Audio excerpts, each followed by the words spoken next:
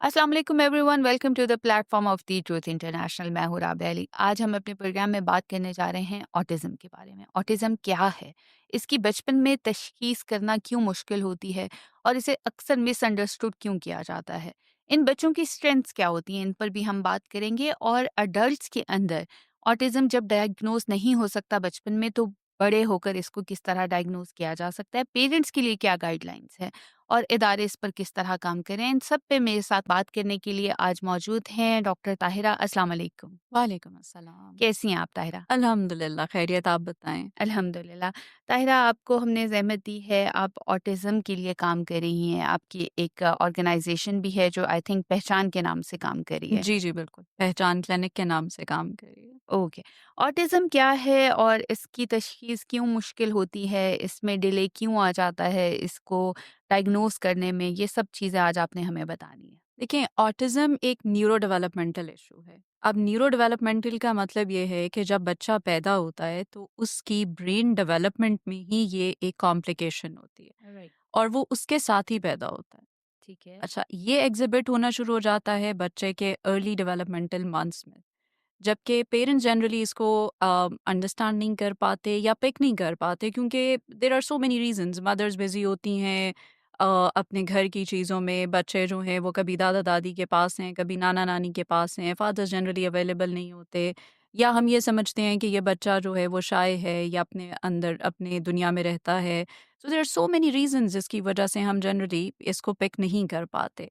और जैसे-जैसे बच्चा बड़ा हो रहा होता है तो वो बाकी बच्चों से हमें डिफरेंट लगना शुरू हो जाता है। राइट। फिर हम एक सेंस ऑफ डिनायल में चले जाते हैं कि नहीं, नहीं ऐसी कोई बात नहीं है, वैसे ही हमें फ़ील हो रहा है। कोई एक पेरेंट मान जाता है तो दूसरा कहता है कि नहीं तुम ज़्यादा सोच रहे हो, तुम हुँ। ज़्यादा इस पे इन्फ्लुएंस हो रही हो।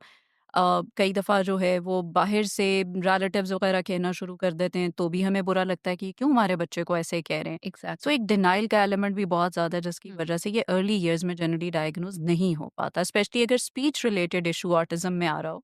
तो उसमें तो बहुत कॉमनली कह दिया जाता है कि फलां भी देर से बोला था, फलां भी देर से बोला था, तो वो वेट करते रहते हैं, 5-6 साल एग्ज़ैक्टली। तक वेट करते रहते हैं। ओके। और जब आप कह रही हैं कि अर्ली इयर्स में ये हो सकता है डायग्नोज, तो आपसे आपकी मुराद अर्ली इयर्स क्या हैं? अर्ली डायग्नोसिस क्या है जिसमें कि अगर डॉक्टर को दिखाया जाए तो इसकी तशखीस मुमकिन है? As early as 18 months. 18 18, months? Yes, 18 months पे भी ये डायग्नोज़ किया जा सकता है और 3 इयर्स तक तो बहुत ईज़िली डायग्नोज़ेबल। और इसमें ये माइल्ड और सीवियर हर किस्म की डायग्नोसिस हो सकती है या माइल्ड के लिए हमें थोड़ा अरसा और वेट करना पड़ता देखिए, ऑटिज़्म के कुछ क्लासिक साइन्स हैं, वो तो है? राइट। हमें बहुत अर्ली ईयर्स में नज़र आना शुरू हो चुके होते हैं, स्पेशली अर्ली मंथ्स में। अब एक ओके। छोटी-सी एग्ज़ाम्पल मैं आपको देती हूँ। आप बच्चे को नाम से बुलाएँ, तो एक 1 ईयर का बच्चा, 9 मंथ्स का बच्चा मुड़ के आपको देखेगा।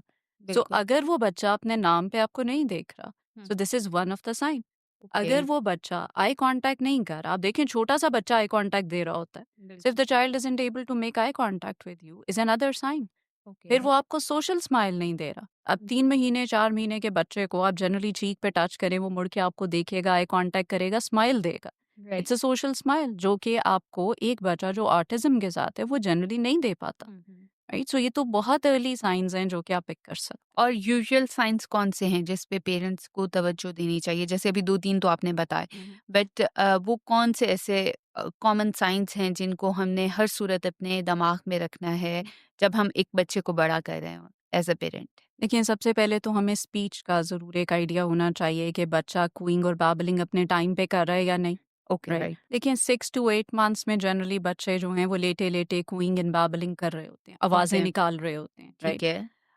1 ईयर पे बच्चा 1 वर्ड या 2 वर्ड्स बोल रहा होता है, ठीक राइट? है। जैसे मामा, बट मामा इज़ नॉट जस्ट मामा फॉर एवरीथिंग, मामा इज़ अ रिकॉग्नाइज्ड मामा जिसको हम 1 वर्ड कंसिडर करेंगे, ओके। राइट? राइट। इसी तरह 18 मंथ्स पे बच्चों की वर्ड वोकैब्युलरी डेवलप हो चुकी होती है अराउंड 25-30 वर्ड्स टू 50 वर्ड्स की, ठीक है। जिसमें वो वर्ड्स बोल रहे होते हैं। अब ठीक है। अगर आपके बच्चे पे 18 मंथ्स में आप नोट करते हैं कि उसकी वोकैब्युलरी इनफ नहीं है, वो बात नहीं कर रहा, या उसने बात शुरू की थी, उसने वर्ड्स बोले थे बट वो रिग्रेस कर गए। यानी पहले वो वर्ड्स बोल रहा था और अब उसने बोलने छोड़ दिए। सो ठीक है। That's another sign in terms of language development, right? इससे क्या मुराद है कि वो पहले वर्ड्स बोल रहा था और अब बोलने छोड़ दिए? जैसे फॉर एग्जाम्पल वो मामा, बाबा, बाहिर, शूज़, एप्पल, कोई ना कोई वर्ड्स बोल रहा है, बट देन वो म्यूट हो गया। अब वो मामा, बाबा भी नहीं बोल रहा, अच्छा, अब ऐसा वो बन पॉसिबल है कि बच्चा पहले बोल रहा हो और हुँ। फिर म्यूट हो जाता जी, बिल्कुल। This is one of the sign of autism, regression, speech regression, है? ओके, सोशल इंटरैक्शन का रिग्रेशन, ये ऑटिज़्म में बहुत कॉमनली देखा जाता है, okay, right, right? Okay, please अच्छा, कंटिन्यू। इसी तरह से जैसे मैंने आई कॉन्टैक्ट का बता दिया, फिर बच्चे सोशल जो स्माइल्स हैं या सोशल इंटरैक्शंस हैं, उसको अवॉइड करते हैं। हुँ, जनरली कोई भी और माँ-बाप के अलावा या जिन 2-3 लोगों से वो फ़ैमिलियर हैं, उसके अलावा कोई आ जाए, तो बच्चे उनसे नहीं मिलना चाहते। कोई और उठाए तो अनकम्फ़र्टेबल हो जाते हैं। ठीक कुछ है। स्मेल्स के साथ वो बहुत ज़्यादा सेंसिटिव होते हैं, कुछ टेक्सचर्स को वो अवॉइड कर रहे होते हैं या कुछ टेक्सचर्स को बहुत ज़्यादा सीक कर रहे होते हैं। राइट। लाउड नॉइज़ पे कान बंद कर लेते हैं, डर जाते हैं, इरिटेट हो जाते हैं। हुँ, कुछ बच्चे लाउड साउंड्स को एन्जॉय कर रहे होते हैं, जानबूझ के चीज़ें नीचे फेंकते हैं और उसकी आवाज़ आती है तो उसको एन्जॉय करते हैं। ठीक है। फिर इसी तरह टो वॉकिंग, एक टो वॉक होती है कि जब बच्चे ने चलना शुरू किया तो वो जनरली पंजों पे चलते हैं अपने आप को बैलेंस करने के लिए। राइट। बट जब उन्होंने प्रॉपरली चलना शुरू कर दिया है, हुँ, हुँ, उसके बाद भी अगर वो टोज़ पे चल रहे हैं, that's another sign. Okay, hand flapping, rocking, spinning, these are also the signs. ठीक? ओके। बहुत ज़्यादा screaming for no reason, hmm, excessive laughters, okay, right? अच्छा, फिर अगर खेलने में आप देखें अगर उनको ऑब्ज़र्व कर रहे हो, तो ये बच्चे जनरली टॉयज़ को लाइन अप कर देते हैं। एक पूरी लाइन बना देंगे, आपको लाइन छेड़ते हैं तो वो डिस्टर्ब हो जाते हैं। ठीक फिर है, ये टॉयज़ के साथ फंक्शनल प्ले नहीं कर रहे होंगे। अब गाड़ी है तो गाड़ी को गाड़ी की तरह नहीं खेलेंगे। ठीक उसको है। उल्टा करेंगे, उसके टायर्स मूव कर रहे होंगे या उसके एक पार्ट के साथ खेलेंगे, उसको बहुत ज़्यादा घूमते हुए ऑब्ज़र्व करते जा रहे होंगे, राइट, राइट? लाइकवाइज़ ये बाकी बच्चों के साथ मिल-जुल कर नहीं खेल पाते। या ठीक तो है। उनमें बैठे हुए भी अपना अकेले खेल रहे होंगे या टोटली आइसोलेशन में खेल रहे होंगे और उसको ये जब हम बच्चों की बाकी बच्चों की बात करते हैं, तो हम इसमें सिबलिंग्स की और कज़िन्स की भी बात करते हैं, जो बच्चे इकट्ठे एक घर में रह रहे होते हैं या जनरली आउटसाइडर्स के साथ भी दोनों खेल के रहे साथ होता है। हो? कई ओके, दफ़ा सिबलिंग्स को भी एक्सेप्ट नहीं कर पाते। ओके। उनके साथ बट भी नहीं यूजुअली एक्सेप्ट कर रहे होते हैं बच्चे। यूजुअली कर लेते हैं, ओके, राइट, राइट? कज़िन्स हैं, कज़िन्स को भी कई दफ़ा कर लेते हैं, राइट? लेकिन कई दफ़ा बिल्कुल नहीं कर पाते, वो तो बिल्कुल आइसोलेटेड होते हैं, ठीक है। राइट? और बाकी जो बच्चे जैसे कि बाहर हैं, क्लास में हैं, उनके साथ इनको ज़्यादा डिफ़िकल्टी होती है। ऑल्दो यहाँ पर भी एक प्रॉब्लम आता है पेरेंट्स के लिए पिक करना क्योंकि वो छोटे या अपनों से बड़ों के साथ फिर भी बहुत अच्छे होते हैं। ओके, अपनी एज के बच्चों के साथ ज़्यादा डिफ़िकल्टी होती है, राइट, राइट? अच्छा, आपको फ़ील होगा कि ये तो बच्चों के साथ मिलके खेल रहा है, वो भाग रहे थे तो ये भी भाग रहा है। दे मे नॉट नो कि वो क्यों भाग रहे हैं, वो सिर्फ़ फ़ॉलो कर रहे होंगे। वो खेल नहीं रहे, वो ब वैसे ही भाग रहे हैं उनके हुँ, पीछे, हुँ, हुँ। राइट? सो खेलना भी इनका जो है वो स्लाइटली डिफरेंट होता है। और ये मिसडायग्नोस्ड क्यों होते हैं? जैसे आपने बहुत सारी चीज़ें बताई हैं, लेकिन ये तो बहुत कॉमन से साइन्स हैं और मिसडायग्नोसिस क्यों आता है? देखिए, मिसडायग्नोसिस जनरली इसलिए आता है क्योंकि कई दफ़ा हम कह देते हैं कि बच्चा जब सोशल इंटरैक्शंस नहीं कर रहा, सोशल रिलेशंस को ना इनिशिएट कर रहा है, ना मेंटेन कर रहा है, तो हम कह देते हैं कि ये बच्चा शाय है, ओके, राइट, राइट? अब जब आप उसको शाय कह देते हैं और उसकी पूरी सोशल स्किल्स के ऊपर हम फिर फोकस नहीं कर रहे कि ये तो पार्ट ऑफ पर्सनैलिटी है, तो हम यहाँ पर उसको मिसडायग्नोस कर रहे होते हैं। राइट, इसी तरह कई दफ़ा जब बच्चे जो हैं वो थोड़े एएसडी में एक ट्रेट हाइपर एक्टिविटी भी होती है। राइट, सो जब हाइपर एक्टिव को देखते हैं तो उसको फ़ौरन एडीएचडी कह देते हैं विदाउट हुँ, रियलाइजिंग कि it can be ASD, okay, right? So ठीक है, वहाँ पर भी मिसडायग्नोस होता है। जनरली हमारे पास बच्चे आते हैं तो एडीएचडी डायग्नोस्ड होते हैं जिनको एडीएचडी नहीं होता। ठीक फिर है, इसी तरह इन बच्चों को कहा जाता है कि ये इनमें एम्पैथी नहीं होती, ठीक है। राइट? ये तो बिल्कुल जो है वो रूड हैं, स्ट्रेट एम्पैथेटिक होते फॉरवर्ड हैं। हैं, अनएम्पैथेटिक हैं, जबकि ऐसा नहीं होता। ओके, ये बहुत ज़्यादा एम्पैथेटिक होते हैं although they don't know how to show that express, empathy, right? Okay, right. So वहाँ स्ट्रगल कर रहे होते हैं। डॉक्टर ताहिरा, अगर हम इसकी बात करें कि अगर ऑटिज़्म को राइट टाइम पे डायग्नोज़ कर लिया जाए, तो क्या इसका क्योर अवेलेबल है? Autism is not curable. Okay, अगर हम क्यूरेबल की बात करते हैं तो that's 100% treatable, which is okay, not. It is manageable. The early you detect the signs, the early you diagnose, the better intervention and management strategies can be done. Okay, right. तो वो बच्चे को through out the life help करती हैं। देखिए when you से management strategies of autism तो management means all life आपको चाहिए। हुँ, ये हो सकता है कि पहले 4 साल में जितना वो मैनेज हो गया था 2 साल वो विदाउट थेरेपी रह ले, फिर उसको दोबारा एक नेक्स्ट स्टेज के ऊपर रिक्वायरमेंट हो, फिर वो कुछ अपने आप को मैनेज कर ले, फिर हो सकता है टीन एज में उसको दोबारा रिक्वायरमेंट हो क्योंकि वो एक नया चैलेंज होता है बच्चों के लिए। राइट। सो डिफरेंट स्टेजेस पे इनको मैनेजमेंट स्ट्रैटेजीज चाहिए होती लेकिन चाहिए through out the through life. Out the life. Autism की जब हम बात कर रहे होते हैं और आप कह रही हैं कि इसको थ्रू आउट थेरेपीज़ चाहिए होती हैं और इसको हम मैनेज कर सकते हैं। मेरा ख़्याल है अगर कोई पेरेंट्स ऐसे हैं जो हमें सुन रहे हैं, उनके लिए ये काफ़ी सख्त बात हो जाएगी। हुँ, तो क्या हर बच्चा जो ऑटिस्टिक हुँ, डायग्नोस होता है, ये उस हर बच्चे के लिए है कि उसको मैनेजमेंट चाहिए होती है? बिकॉज़ आई एम सीइंग कि बहुत सारे ऑटिस्टिक बच्चे नॉर्मल स्कूल्स में पढ़ रहे होते हैं हुँ। और वो नॉर्मल बच्चों के साथ डिफरेंट एक्टिविटीज़ कर रहे होते हैं। तो ये कहाँ पे चीज़ें मिसअंडरस्टूड हैं? देखिए, ऑटिज़्म के डिफरेंट लेवल्स हैं ना। When you talk about diagnosis तो level 1, 2, 3 that is mild, moderate, severe के साथ इसको रिलेट किया जा रहा होता है।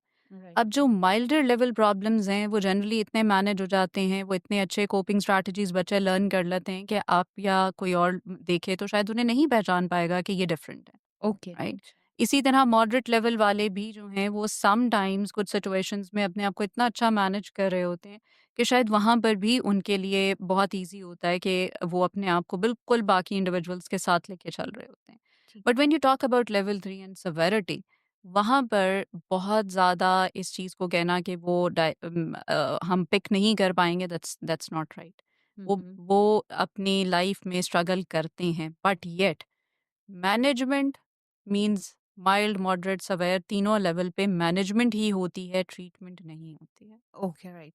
अच्छा, हम मैनेजमेंट की बात कर रहे हुँ, हैं, तो मैनेजमेंट की कौन-सी वो ट्रिक्स हैं जो एक पेरेंट सीख सकता है आज की पॉडकास्ट देख के हुँ। और वो अपने बच्चे को हेल्प आउट कर सकता है? देखिए, सबसे पहले तो मैनेजमेंट में अंडरस्टैंडिंग आ जाती है जब पेरेंट्स ने अंडरस्टैंड किया बच्चे को, तो उसी के अकॉर्डिंगली कि आपका बच्चा सोशल सोशल इंटरैक्शंस में कहाँ पर स्ट्रगल कर रहा है, वो रेसिप्रोसिटी में कहाँ पर कर रहा है, वो प्ले कैसा कर रहा है, उसकी इंटरैक्शंस कैसी हैं, उसके स्टीरियोटाइपिक बिहेवियर्स कैसे हैं, उसके सेंसरी कंसर्न्स कौन से हैं। अगर आपने ये सब कुछ एक दफ़ा समझ लिया अपने बच्चे के बारे में क्योंकि ऑटिज़्म का हर बच्चा एक दूसरे से डिफरेंट होता है। ओके, कोई भी 2 बच्चे ऑटिज़्म के एक ही तरह से अपने सिम्पटम्स रिप्रेज़ेंट नहीं कर रहे होते। राइट, सो हर पेरेंट को अपने बच्चे को समझने के लिए उसी के पर्टिकुलर साइन्स एंड सिम्पटम्स को समझना है। ठीक है, उसके बाद अपनी एनवायरनमेंट को उसके अकॉर्डिंगली एडजस्ट करना है। जैसे फॉर एग्ज़ाम्पल बच्चे बहुत जल्दी चेंज एक्सेप्ट नहीं करते जो ऑटिस्टिक बच्चे होते हैं, ठीक है, राइट? आप उनको एकदम से चेंज नहीं दे सकते कि ठीक है। अचानक से आप उनको एक नए एनवायरनमेंट में ले गए। हुँ, अगर आपका बच्चा चेंज एक्सेप्ट नहीं कर पा रहा, तो इसका मतलब है आप उसे पहले से प्रिपेयर करें। ओके, आपने अगर किसी वेकेशन पे जाना है और आपका बच्चा चेंज एक्सेप्ट नहीं कर पाता, दैट मीन्स आपको उसको पहले से पिक्चर्स दिखानी है कि हम ऐसे जाएँगे, ये जगह होगी, इस तरह से हम वहाँ रहेंगे, ये हमारा रूम होगा, हम ये चीज़ें करेंगे। When you prepare them through visuals तो वो वहाँ जाके अपने आप को एडजस्ट कर सकते हैं, आप उन्हें सरप्राइज़ेज़ ना दें। ओके, इसी तरह अगर वो सेंसरी ओवरलोड का शिकार हो जाते हैं, बहुत ज़्यादा ऐसी सिचुएशंस में जहाँ बहुत रश है, बहुत ज़्यादा लाइट्स हैं, बहुत ज़्यादा कलर्स हैं, ठीक है, तो आप कोशिश करें कि उन सिचुएशंस में उन बच्चों को ना लेकर जाएँ क्योंकि वो ठीक है, वहाँ पर स्ट्रगल करेंगे, राइट। राइट? फिर इसी तरह एक बहुत छोटी-सी चीज़ मैं आपको अगर अब मेंशन करूँ, आई कॉन्टैक्ट। हुँ, हुँ, पहले कुछ अर्सा पहले तक ये बहुत ज़्यादा फ़ोर्स किया जाता था कि सोशल इंटरैक्शंस में आई कॉन्टैक्ट इन बच्चों को फ़ोर्स करें कि जी ये देखें।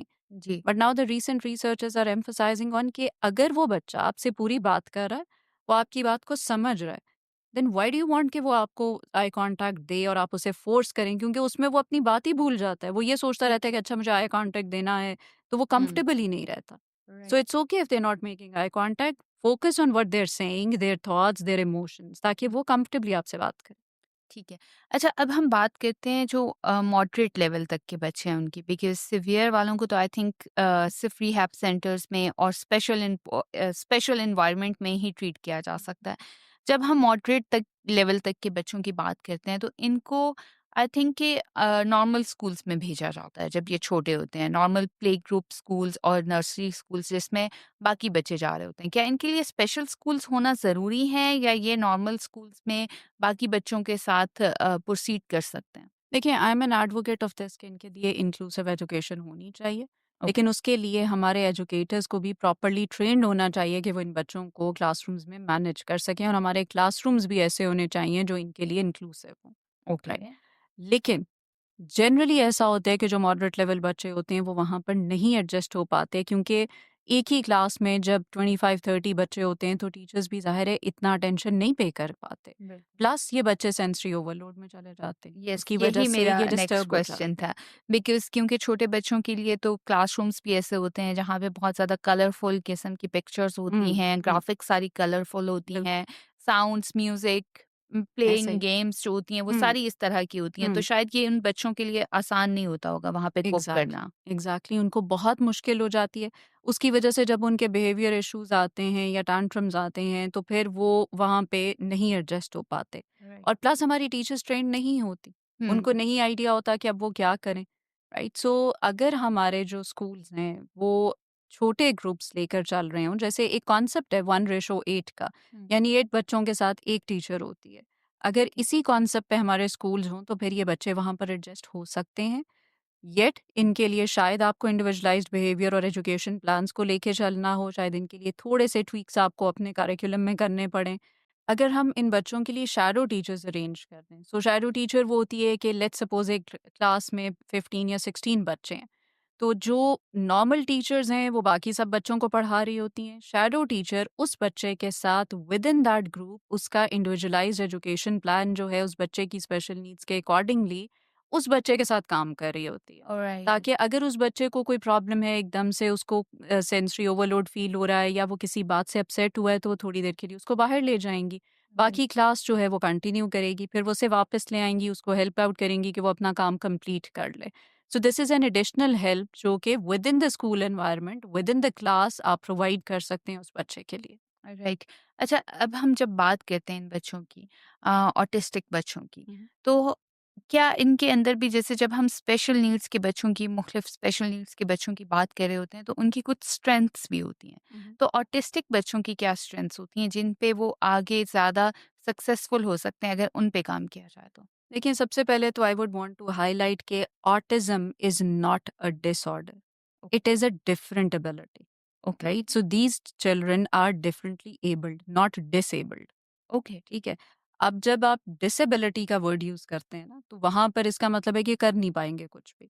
राइट। डिफरेंट एबिलिटी इनकी स्ट्रेंथ्स को आइडेंटिफाई कर रही होती है। They are very creative, they have very strong analytical and problem solving skills. Hmm, hmm. जिस चीज़ में इनका इंटरेस्ट होता है उस पे ये इतने ज़्यादा फ़ोकस्ड होते हैं कि आप या मैं कुछ भी ना कर पाएँ उतने लेवल का जितना ये करके आपको दे सकते हैं।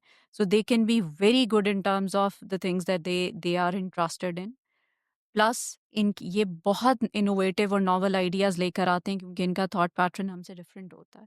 ओके, सो समटाइम्स आप या मैं किसी चीज़ में बिल्कुल कॉमन सजेशंस के साथ जाएँगे और ये ऐसा पर्सपेक्टिव आपको देंगे जो कि बहुत ज़्यादा यूनिक होगा। Right. So they have their strengths.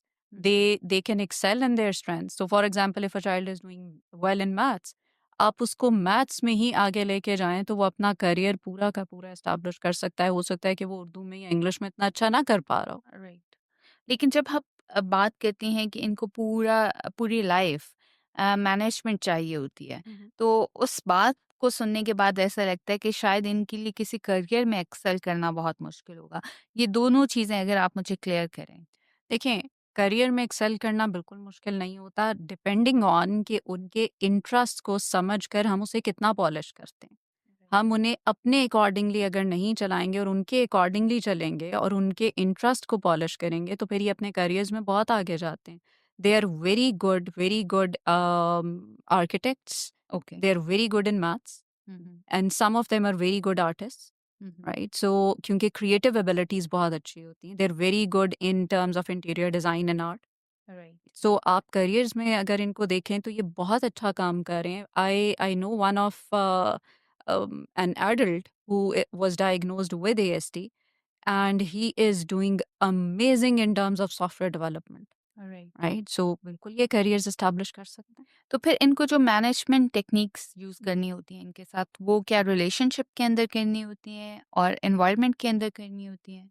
देखिए, जो मैनेजमेंट स्ट्रैटेजीज़ या कोपिंग स्किल्स इन्होंने लर्न करनी होती हैं, वो कम्युनिकेशन एंड सोशल इंटरैक्शन की ज़्यादा होती हैं। ओके, उसके बाद इनके कुछ रिपिटेटिव बिहेवियर्स होते हैं, जिसके लिए इनको मैनेज करना होता है, right, right? So for example एक बच्चा है, हो सकता है कि उसका ये बिहेवियर हो कि वो पहले इस कमरे में आएगा, वो उस चेयर पे बैठेगा, फिर वो इधर बैठेगा और फिर वो अपना काम करेगा, राइट, राइट? सो ये उसका एक पैटर्न है जो उसने फ़ॉलो करना है। सो ठीक if you let them do so, उसके बाद वो अपना काम आराम से कर सकते हैं। लाइकवाइज़ कई दफ़ा बच्चों को हैंड फ्लैप करके अपने आप को रेगुलेट करना पड़ता है, फिजेट करना पड़ता है, समटाइम्स वो बहुत ज़्यादा जो है मूव अराउंड करके वापस आ जाते हैं। सो कोई ना कोई ऐसी चीज़ होती है जिससे वो अपने आप को रेगुलेट कर रहे होते हैं, ओके, ठीक? When you talk about coping skill, तो फ्रेंडशिप्स, रिलेशनशिप्स, वहाँ पर इनको जो डिफ़िकल्टी होती है उसके लिए डेफ़िनेटली इनको मैनेज करना पड़ता है, सोशल इमोशनल लर्निंग की जाती है, सोशल स्किल डेवलपमेंट की जाती है, ताकि ये अपने रिलेशनशिप्स को बेहतर मैनेज कर सकें। और अगर इन बच्चों को अपने इमोशन को रेगुलेट करने के लिए कुछ स्पेशल एक्टिविटीज़ करनी पड़ती हैं, हुँ। तो बीइंग अ थेरेपिस्ट आप क्या रिकमेंड करती हैं कि वो इनको इजाज़त देनी चाहिए या हमें इनको ट्यून करना चाहिए towards normal behaviour and towards normal attitude? देखिए, if they are doing something which is not harmful, which is not hazardous, तो व्हाई नॉट? ओके, अब फॉर एग्ज़ाम्पल, अगर मुझे अपने आप को रेगुलेट करने के लिए एक शौक है कि मेरे पास एक छोटा-सा स्टफ़ टॉय हो और मैं उसको प्यार कर दूँ, ठीक तो है, it is not dangerous at all, it is not harming anyone, okay. So let them do that. अगर उनको रेगुलेट करने के लिए एक राउंड करके वापस आके बैठना है, तो let them hmm. Do that. But उसके लिए पहले आपको पता होना चाहिए कि इस बच्चे को इस चीज़ की एग्ज़ैक्टली। ज़रूरत है। बिल्कुल। अच्छा, आगे चलते हैं और हम बात करते हैं एक चीज़ जो नॉर्मली कोविड के बाद पेरेंट्स ने बहुत फेस की है और वो है बच्चों का स्पीच डिले। हुँ, हुँ। और स्पीच डिले जो है ज़्यादातर थेरेपिस्ट का कहना ये है कि वो screen time excessive screen time की वजह से आ रहा है। हुँ, हुँ। क्या स्पीच डिले हमेशा ऑटिज़्म की वजह से होता है? नहीं, बिल्कुल भी नहीं। स्पीच डिले इटसेल्फ एक प्रॉब्लम भी है, जिसमें कोई एसोसिएटेड बिहेवियर इश्यूज़ ना भी हों तो स्पीच डिले हो सकता है, राइट। राइट? अब प्रॉब्लम क्या है? जहाँ पर हम बात कर रहे हैं कि स्क्रीन की वजह से ये डेवलप हो सकता है, what we need to understand is कि जब बच्चे मदर्स या पेरेंट्स के साथ होते हैं या घर में ग्रैंड-पेरेंट्स के साथ होते हैं, तो वो कर क्या रहे होते हैं? अम्मा बच्चे इंटरैक्ट। को खाना खिला रही हैं, साथ-साथ बात कर रही हैं। अभी बच्चा तो आगे से जवाब नहीं देता, लेकिन हुँ, वो रिस्पॉन्स तो करना शुरू कर देता है ना। ठीक वो है। आपको स्माइल करेगा, आपको देखेगा, पैम्पर चेंज करते हुए बात हो रही है, आप वर्ड्स बोल रहे हैं, वो बच्चे की रिसेप्टिव कम्युनिकेशन तो डेवलप कर रहा है ना। राइट, आप जितना ज़्यादा बच्चे से बात करते जा रहे हैं, वो उतने ही वर्ड्स उसकी वोकैब्युलरी का पार्ट बनते जा रहे हैं। ठीक है। उसके बाद जब उसने बात करनी शुरू करनी है, तो वो पहले आपको पॉइंटिंग करना शुरू करेगा। पॉइंट करने के बाद वो फ़ोनेक्स बोलेगा, वो कोशिश करेगा, फिर वो वर्ड्स पर आएगा। अब अगर उसको रिस्पॉन्स ही नहीं मिल रहा, हुँ, राइट? स्क्रीन तो उसको कोई रिस्पॉन्स नहीं दे रही, तो वो नेक्स्ट लेवल भी अचीव नहीं करेगा। प्लस आप अगर नोट करें तो जो बच्चे बहुत ज़्यादा स्क्रीन देखते हैं, उनकी स्पीच अगर डेवलप भी होती है ना, तो उनकी टोन ही कार्टूनिश होती है, एग्ज़ैक्टली, क्योंकि वो उसको इमिटेट करते हैं। वो वही लैंग्वेज बोलते हैं जो उन्होंने सीखी होती है, which is not the layman language. ठीक अच्छा, है। फिर एक और चीज़ ये होती है, फंक्शनल नहीं होती। फंक्शनल स्पीच का मतलब ये होता है कि वो पूरी-पूरी राइम्स, पोएम्स पढ़ते जा रहे पर हैं, सारी बातें करें, बट वो बातें नहीं होती। ठीक है। उन्हें एप्पल, मैंगो, बनाना के वर्ड्स आते हैं, बट उन्हें ये नहीं पता कि रियल लाइफ एप्पल, मैंगो, बनाना होता क्या है? ओके। सो कहने को पेरेंट्स ये कहते हैं कि स्पीच तो है, बच्चा तो बोल रहा हुँ, है, बट उस बच्चे को एक्चुअल कम्युनिकेशन नहीं आती होती। तो कितना स्क्रीन टाइम बच्चे को अलाउ करना चाहिए? जिससे ये प्रॉब्लम्स ना आएँ? बिकॉज़ जो बातें आपने की हैं, एक टाइम पे कुछ अरसा पहले हम समझ लें 1 डेकेड पहले हुँ, हुँ। या 1 एंड हाफ डेकेड पहले, तो इट वाज़ वेरी कॉमन कि पेरेंट्स खुशी-खुशी स्क्रीन देते थे कि बच्चे हमारी नए राइम्स, नई चीज़ें, नए वर्ड्स सीखते हुँ, हैं, हुँ, एक हुँ। और लैंग्वेज सीख लेते हैं। ऐसा ही होता है। तो अब ये आप एक बहुत डिफरेंट सी बात करी है, तो ये थोड़ी-सी कन्फ्यूजन आप ख़त्म करें। देखिए, till the age of 12 months, hmm, 0, okay 0। 0, right? Right. आप 1 ईयर से 18 मंथ्स, 2 इयर्स तक 30 मिनट्स का स्क्रीन टाइम दे सकते हैं, बट मेजॉरिटी 30 मिनट्स में से कंज्यूम होना चाहिए विद वीडियो चैटिंग आप अपने रिलेटिव्स के साथ कराते हैं, okay, right? 2 year to 5 years, 4 years, आपकी जो स्क्रीन टाइम है that's 1 hour. Okay, again educational, less sensory overload वाला मटेरियल, ओके और इससे क्या मुराद है? जिसमें देखें, अब कई दफ़ा हम बच्चों को ऐसा कंटेंट दे रहे होते हैं जिसमें कुछ लर्निंग नहीं होती। हुँ, इतना म्यूज़िक, इतने कलर्स, इतने रैपिड मूवमेंट्स होते हैं कि जिसकी कोई हद ही नहीं होती। ठीक है। Right, so it should be educational. ABC है, 1 2 है, कोई स्टोरी है, कोई मेटाफर्स हैं, आप उस तरह की चीज़ें दें जिसमें कुछ लर्निंग है, राइट? सही। उसके बाद आप 5 इयर्स टू 12 इयर्स प्लस देख लें तो it should be maximum 2 hours, और एडल्ट्स के लिए तो लेस देन 2 आवर्स, जो कि अनलिमिटेड हो जाता जो कि अनलिमिटेड हो जाता है। अब हम बात करते हैं अपने टॉपिक को आगे लेके है। चलते हैं कि अब बच्चों के ऊपर हमने बात कर ली। एक बच्ची को डायग्नोसिस हो गया। हुँ, हुँ, डायग्नोसिस हो गया, अब वो अपनी टीन एज की तरफ चाहता है। हुँ। क्या चैलेंजेस हैं जो उसे फेस करने पड़ते हैं और पेरेंट्स को फेस करने पड़ते हैं, और सोशली कितनी दफ़ा वो डिस्टर्ब होते हैं, उनके इर्द-गिर्द के लोगों को क्या वो मेजर्स लेने चाहिए जिससे उनकी लाइफ आसान हो सके? देखिए टीनेज में जो एक बहुत बड़ा प्रॉब्लम आता है वो होता है कि they are unable to pick social cues. Okay, sarcasm नहीं समझ पाते। ठीक है। हर बात को लिटरल लेते हैं। ओके, अब अगर आप उनको कोई सार्केज़्म में बात कहेंगे या मज़ाक में बात कहेंगे, तो वो तो उसको लिटरल ले लेते हैं, जिसकी वज़ह से वो बहुत अपसेट हो जाते हैं कि आपने उनको कुछ कह दिया है जिससे वो हर्ट हो गए हैं। ठीक इसी तरह से जो रिलेशनशिप मैनेजमेंट या फ्रेंड्स हैं, उनको इनको समझना मुश्किल हो जाता है। तो ये फ्रेंडशिप्स को भी बहुत ज़्यादा मेंटेन नहीं कर पा रहे होते क्योंकि छोटी-छोटी बातों पे अपसेट होते हैं, तो फिर बच्चे बुली करते हैं। ठीक है। ठीक। उसके बाद इनको जो एक और प्रॉब्लम आता है वो अपने ही सेल्फ एस्टीम और कॉन्फिडेंस का आना शुरू हो जाता है। हुँ। क्योंकि ये अपने आप को बाकियों से जब कंपेयर कर रहे होते हैं तो ये उस तरह से अपने आप को कॉन्फिडेंट फील नहीं करते फिर। ठीक है, कुछ इंट्रूसिव थॉट्स आना शुरू हो जाते हैं कि शायद ये बाकियों जैसे नहीं है या बाकियों से बेटर नहीं है क्योंकि लोग इनको ये रियलाइज़ करा रहे होते हैं। ठीक है। राइट। इसके अलावा जो चैलेंजेस आते हैं वो इनको अपने रेपिटेटिव बिहेवियर्स वगैरह की वजह से आ सकते हैं। जैसे फॉर एग्जांपल रेपिटेटिव बिहेवियर में कई दफ़ा इनको मूव अराउंड करना है या कोई चीज़ स्पिन करनी है या अपने हैंड्स को फ्लैप करना है या कोई भी ऐसा मूवमेंट जो ये बार-बार करते हैं। कई दफ़ा ये बहुत ज़्यादा ऑर्गेनाइज़्ड होते हैं जिसकी वजह हुँ, से टाइमलाइन्स मीट नहीं कर पाते हैं। ठीक ठीक। है। उसके अलावा फिर कॉन्सेप्ट्स को अंडरस्टैंड करना जो कि एब्स्ट्रैक्ट कॉन्सेप्ट्स होते हैं या आप ये समझें कि जो डबल मीनिंग बातें होती हैं, ठीक है। अंडरलाइंग बातें होती हैं, वो नहीं समझ पाते, ब्लैक एंड व्हाइट को ज़्यादा पिक कर रहे होते हैं, जिसकी वजह से फिर ज़ाहिर है सोशल रिलेशंस भी और एकेडमिक्स भी इनके थोड़े से अफेक्ट हो जाते हैं। अभी हम बात करें उन बच्चों की जिनको हमने बचपन में डायग्नोस कर लिया और हमें पता चल गया कि ये ऑटिस्टिक बच्चे हैं और इनके ये चैलेंजेस हैं। हुँ। अब वो टीनेज बच्चे जिनको बचपन में डायग्नोस नहीं किया गया, क्या ऐसा पॉसिबल है कि उन्हें टीनेज में डायग्नोस किया जाए, कुछ रीजंस की वजह से उनका डायग्नोसिस हो सके? और उनकी कौन से बिहेवियरल वो एक्सपेक्ट्स होते हैं जो बाकी बच्चों से मैच नहीं कर रहे होते, तो हम कह सकते हैं कि इनको ऑटिज्म है? देखिए, बिल्कुल हो सकता है। ऑटिज़्म जनरली टीनेज में डायग्नोज़ तब होता है जब सोशल एंग्ज़ायटी के नाम से इश्यूज़ सामने आना शुरू हुँ, होते हैं, हुँ। कि ये सोशलाइज़ नहीं कर पा रहे, फ्रेंड्स नहीं बना पा रहे, कॉन्फिडेंस नहीं है। सो सोशल एंग्ज़ायटी के चैलेंजेस के नाम पे बच्चे हमारे पास लाए जा रहे होते हैं, जिनको जब हम फर्दर उनके साथ असेसमेंट्स करना शुरू करते हैं, उनसे बात करते हैं, ऑब्ज़र्व करते हैं, तो ये पता चलता है कि this is something which is not just social anxiety, this is more than that.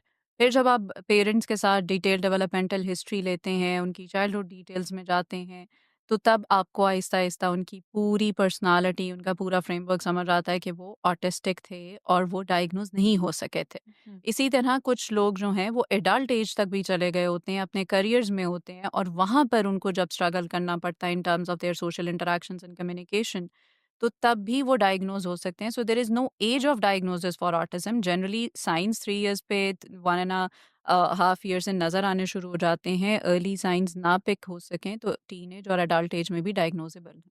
और मेरे ख़्याल से अगर हम माइल्ड की बात करें तो मेबी उनके ज़्यादा प्रॉब्लम्स जो हैं वो टीनेज या एडल्टहुड में जाके आते होंगे। You can say that but there is no criteria for that क्योंकि माइल्डर जो हैं वो जनरली जैसे मैंने आपको कहा कि पेरेंट्स डिनायल में होते हैं और वो आहिस्ता-आहिस्ता हुँ, चलते जा रहे होते हैं, तो हो सकता है कि वो टीनेज तक ना डायग्नोज़ हो पाएँ। समटाइम्स पेरेंट्स अवेलेबल ही नहीं होते। कुछ अच्छा। सिचुएशंस ऐसी भी हैं कि वर्किंग पेरेंट्स हैं, टाइम ही बहुत कम एक-दूसरे के साथ बच्चों के साथ गुज़र रहा होता है, जिसकी वजह से भी नहीं पिक हो पाता। कई दफ़ा पेरेंट्स को बच्चों को छोड़ के कुछ प्रॉब्लम्स की वजह से जाना पड़ता है। राइट। कुछ जॉब की प्रॉब्लम्स होती हैं या और प्रॉब्लम्स होती हैं, तो पेरेंट्स अवेलेबल नहीं होते, वो ग्रैंड-पेरेंट्स के पास होते हैं, तो वहाँ भी कई दफ़ा डायग्नोसिस डिलेड हो जाता है। ओके, जब हम सोशल इंटरैक्शन की बात करें, आजकल तो ये बहुत बड़ा प्रॉब्लम हर बच्चे के साथ है because mostly kids and adults, kids की जब हम बात करें तो हम टीनेजर्स की बात करें, they are mostly addict to their screens, और फिर उसमें they don't want to interact personally, hmm, hmm. Physically, emotional जो सोशल एनवायरनमेंट होता है उसके अंदर, hmm, because they like to interact with each other, hmm, लेकिन थ्रू स्क्रीन्स ही वो इंटरैक्ट कर रहे होते हैं। हुँ, तो इस इन दोनों का डिफरेंस आप कैसे बताएँगी? ऑटिस्टिक चाइल्ड का और हुँ। जो नॉर्मल बच्चों को प्रॉब्लम आ रहा है because of screen time? If you allow तो मैं इसको थोड़ा-सा आपको चाइल्डहुड से भी रिलेट करके दूँगी कि प्लीज़। जब बच्चे स्क्रीन के साथ बहुत ज़्यादा एडिक्ट होते हैं और उनकी कम्युनिकेशन को हमने डिस्कस किया कि वो डिलेड हो जाती है, राइट? Right, right. अब वहाँ पर एक रीज़न होता है कि बच्चे does not want to do two way communication because the screen is itself doing all the communication. वो राइट। सवाल भी पूछ रही है, वो जवाब भी दे रही है। ठीक है। What is this? This is this. Why would the hmm, child want to say anything? जिसकी वजह से वहाँ से लैंग्वेज और कम्युनिकेशन डिले हो जाती है। ठीक है। जब हम टीनेज में आते हैं with the screen addiction and all, क्योंकि वो बचपन से ही चलती आ रही होती है। अब यहाँ पर जो ऑटिस्टिक बच्चा है, they don't have the skill, hmm, they can not, they find it difficult. वो सोशल क्यूज नहीं पिक कर पा रहे, वो सोशल रेसिप्रोसिटी नहीं दे पा रहे, वो इमोशनली रेसिप्रोकेट नहीं कर पा रहे। हुँ, बट एक नॉर्मल बच्चा जो स्क्रीन एडिक्ट है, वो कर सकता है, पर वो करना नहीं चाहता। ठीक है, यहाँ ठीक है। पर विल और इनएबिलिटी का डिफरेंस आ जाता है। इसकी आप मुझे कोई बेहतरीन एग्ज़ाम्पल दे सकती हैं इस बात की जो आपने मुझे कही सोशल इंटरैक्शन से रिलेटेड कि ऑटिस्टिक चाइल्ड और एक वो बच्चा जिसको स्क्रीन के साथ ज़्यादा मज़ा आता है, उनमें डिफ़रेंस क्या होता है? देखिए, एक ऑटिस्टिक बच्चा शायद एक सोशल गैदरिंग में जाना चाहता है, लेकिन वो वहाँ जाके अपसेट हो जाता है, वहाँ पे लोगों से इंटरैक्ट नहीं कर पाता और उसको डिफ़िकल्टी होना शुरू हो जाती है, एंग्ज़ायटी हो रही होती है, ओवरवेल्म फ़ील करना शुरू कर देता है। राइट, और लेकिन वो एक किस बच्चा, तरह रिस्पॉन्स करता है इस सब को? देखिए, it can be different. Okay. Sometimes वो वहाँ से भाग जाएगा, वो रो सकता है, वो चीखें मार सकता है, वो एग्रेसिव इम्पल्सिव हो सकता है, क्योंकि सेंसरी ओवरलोड अगर फ़ील हो रहा हो, हुँ, तो वो डिफरेंट तरह से रिस्पॉन्स करते हैं। फिर इसी तरह वो समटाइम्स अवॉइड भी कर रहे होंगे ना, कि वो नहीं जाना चाहते, उन्हें पता है कि ऑलरेडी वहाँ पे उन्हें डिफ़िकल्टी होगी और वो नहीं जा सक रहे, राइट? ठीक है, लेकिन एक बच्चा जिसको स्क्रीन का शौक है, वो कहेगा नहीं मुझे नहीं जाना क्योंकि मैं तो गेम खेल रहा हूँ, मैं तो मूवी देख रहा ओके, हूँ, मैं तो वीडियो देख रहा हूँ। वो जा सकता है, उसको वहाँ जाके प्रॉब्लम नहीं होगी, बट उसके लिए प्रेफ़रेंस ये है कि वो आराम से बैठ के तो अपने घर की कम्फ़र्ट में अपनी स्क्रीन यूज़ करे। Right, right. अच्छा, जब हम ये सारी बात कर रहे हैं टीनेज के बच्चों की और जनरली बचपन में, हुँ। चाइल्डहुड में ऑटिज़्म की बात करें, क्या जेंडर डिफरेंसेस हैं इसके अंदर? मतलब बच्चियाँ और तरह से बिहेव करती हैं और लड़के और तरह से रिस्पॉन्स करते हैं? इन टर्म्स ऑफ द डायग्नोसिस, जो ऑब्जर्वेशन है वो ये है कि बॉयज़ जो हैं वो ज़्यादा डायग्नोज़ हो जाते हैं एज़ कम्पेयर टू गर्ल्स। अगर आप इसके रेशो की बात करें तो 4:1, अगर 4 बॉयज़ जो हैं डायग्नोज़ हो रहे हैं तो 1 गर्ल हो रही है। इसकी रीज़न ये है कि ये लड़कों में ज़्यादा है या डायग्नोसिस आसान है लड़कों में? डायग्नोसिस आई थिंक ज़्यादा इसमें रोल प्ले करता है, क्योंकि जो लड़के हैं उनसे हमारी एक सोशल एक्सपेक्टेशन ज़्यादा है, उनको हम वैल्यू, मतलब जो उनकी ऑब्जर्वेशंस हैं वो हम डिफरेंट क्राइटेरियाज पे कर रहे होते हैं ना, कि इन्होंने ओके। बाहर जाना है, प्रैक्टिकली ये करना है, इनको बहुत सारे लोगों से बात करनी चाहिए, जाओ बेटे अंकल से बात करो, जाओ बेटे बहन को फलानी जगह ले हुँ, जाओ, जाओ बेटे ये करो, उनको हम ज़्यादा इंगेज करते हैं टू दी सिचुएशंस। राइट, तो वो जल्दी सामने आ जाती हैं उनके प्रॉब्लम, जिसकी वजह से वो डायग्नोज हो जाते हैं अर्ली। जबकि बच्चियाँ जो हैं वो अच्छी तरह मास्क कर लेती हैं, क्योंकि वो ओके, ज़रा इमोशनल होती हैं, तो वो उनके सिम्पटम्स समटाइम्स मास्क हो जाते हैं, जिसकी वजह से ये कम डायग्नोज़ हो रही होती हैं। ठीक है। अदरवाइज़ इसकी अगर हम इस तरह बात करें तो कुछ हार्मोनल, कुछ ब्रेन रिलेटेड कंसर्न्स भी होती हैं, ब्रेन डेवलपमेंटल कंसर्न्स हैं, जिसकी वजह से भी ऐसा होता है, लेकिन मोस्टली जो है वो सोशल फैक्टर्स हैं। और जब आपने बात की है मास्क करने की, क्या इसको मास्क करना इतना आसान है कि बच्चियाँ आसानी से इसे मास्क कर लेती हैं? देखिए, बच्चियों को मास्क करने में क्या होता है, बच्चियाँ कम गो होती हैं, वैसे भी थोड़ा-सा ज़रा कम सोशल इंटरैक्शन में इन्वॉल्व्ड होती हैं, घर में अम्मियों के साथ अपनी घर की कम्फर्ट में ज़्यादा होती हैं ना, राइट, इसलिए समटाइम्स उनके लिए ईज़ी होता है कि वो मास्क कर लें। राइट। अदरवाइज़ बहुत ईज़ी इट नहीं होता जब उनको आप एक्सपोज़ करते हैं टू डिफरेंट सिचुएशन। हमारे पास टाइम कम है।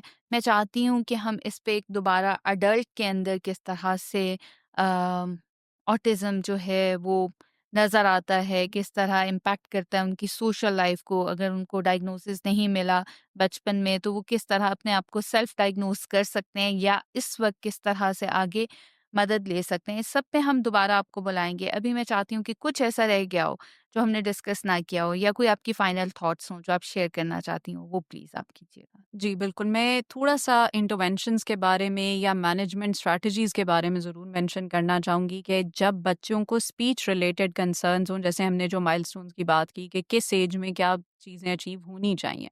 राइट, अगर आपको नोट हो करें आप अपने बच्चों में कि ये प्रॉब्लम्स आ रहे हैं, स्पीच डिलेड है, तो प्लीज़ टाइमली स्पीच थेरेपिस्ट को कंसल्ट करें। इसके अलावा जब बिहेवियर चैलेंजेस जो हमने बात की है, उसके लिए बिहेवियर थेरेपी बहुत ज़्यादा वाइटल रोल प्ले करती है। राइट, सेंसरी इश्यूज़ के लिए, सेंसरी और मोटर इश्यूज़ के लिए ऑक्यूपेशनल थेरेपी बहुत इम्पॉर्टेंट होती है। और अगर आपके बच्चे ऑटिज़्म के साथ-साथ अपनी एकेडमिक्स में स्ट्रगल कर रहे हैं, तो रेमेडियल या एकेडमिक थेरेपी बहुत ज़्यादा इम्पॉर्टेंट होती है, और इसका डायग्नोसिस जो है वो जनरली साइकोलॉजिस्ट, साइकियाट्रिस्ट या डेवलपमेंटल पीडियाट्रिशियंस कर सकते हैं।